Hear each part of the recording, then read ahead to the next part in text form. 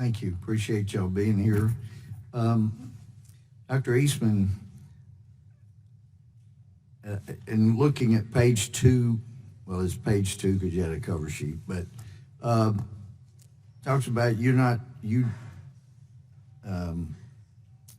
implied, you're talking about the title of this hearing, that the Mueller Report identified presidential misconduct that would trigger whatever constitutional process might have been available. It's a factual matter. I could not disagree more. I don't find anything remotely rising to the level that would trigger the one constitutional path designed to address presidential misconduct, namely impeachment. But I want to take you back to the prior administration, something that was called Fast and Furious. We know crimes were committed.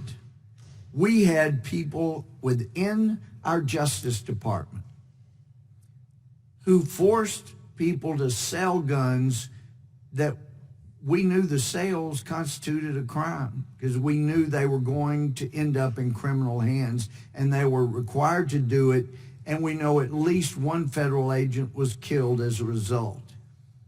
Somebody somewhere in the Justice Department had to say, we're not going to prosecute that. We're not going to investigate it. We know what happened. And of course, some of us here that reviewed emails that were disclosed, made public thanks to Judicial Watch, there were crimes being committed and nobody prosecuted. During the Clinton administration, my U.S. attorney friends back in Texas were telling me they've been given and I couldn't tell you some of them, I couldn't tell you whether they vote Democrat or Republican, but I know they cared about justice. But they were saying they'd been directed, let's back off of the pursuit of drug crimes. Let's start pursuing white-collar crime. They got that directive. Somebody within the Department of Justice who knew there were crimes, drug crimes being committed with regard to Fast and Furious, new crimes were committed, and at least one federal agent died, had directed, we're not going to pursue those. Just leave them alone. This is where we want to concentrate. Because obviously, no Department of Justice can pursue every single crime. In your opinion, just knowing what we know from public information,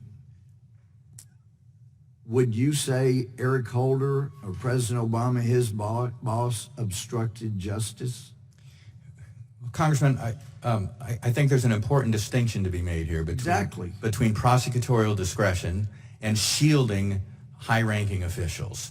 I've outlined in my testimony several other examples that I think... The shifting from drug prosecution to white-collar crime, that's prosecutorial discretion. That's right. But preventing an investigation in order to shield the person that committed the crime because he was a high-ranking official, or to alter the FBI investigative report on the advent of the email personal server and Hillary Clinton's conduct to remove the language of one of the elements of the crime, I think that rises to obstruction of justice rather than prosecutorial discretion. Are you talking about when James Comey eliminated the mental state?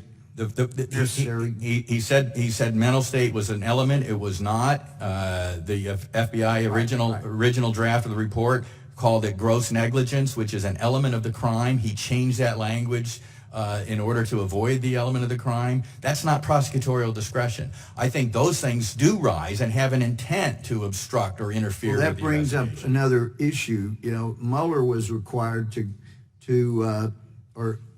we know, I'm not supposed to really get into the scopes memos I've reviewed, but well, at least some of them.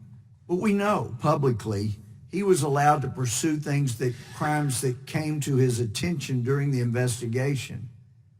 Hillary Clinton's emails, private server, disclosure of classified information, those surely came to his attention. He would have been authorized, just from what you know publicly, to pursue and investigate Hillary Clinton, would he not? Well, he would, and even more directly, the use of campaign funds funneled through a law firm illegally not reported to the Federal Election Commission to pay for the Steele dossier, which we now know had as his sources high Russian-level offenses that triggered the entire narrative, that certainly was within his jurisdiction, and that's not investigated at all. Yes, well, I appreciate the effort that you took. I know all three of you got paid well for being here today. For those who don't know, they didn't get paid at all. But thank you all for the time you took to prepare. Thank you.